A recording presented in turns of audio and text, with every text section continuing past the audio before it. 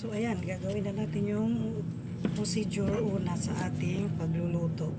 So ilalagay ko muna to sa ilalim ng kaldero yung kamyas na tuyo.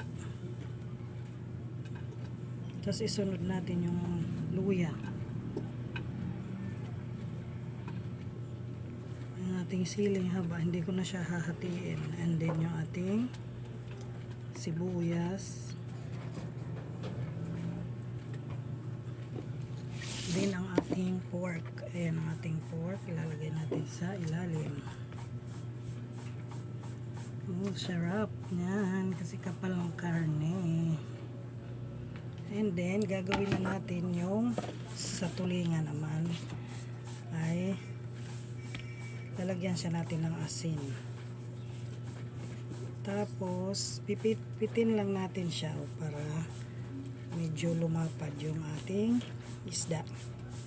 Yung ating tulingan. So, ayan na yan yung magiging itsura niya.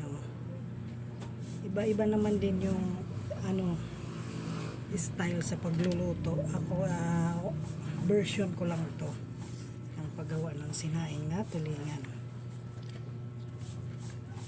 My own version. Kasi kada lugar naman may kanya-kanya, iba-iba yung pamamaraan ng pagluluto ng sinaing na tulingan. Ayan pangalan, bango na. Ayan. Malinis na to, nilinis ko na yung ating tulingan. So ayan.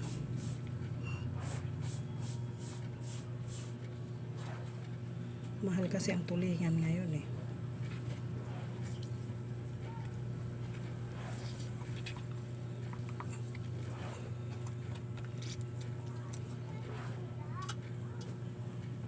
So, ayan lang. Tapos na tayo. Bali, isasalang natin to sa mahinang apoy lang ng 2 to 3 hours para malambot na malambot yung ating tulingan. So, ayan lang. Thank you very much.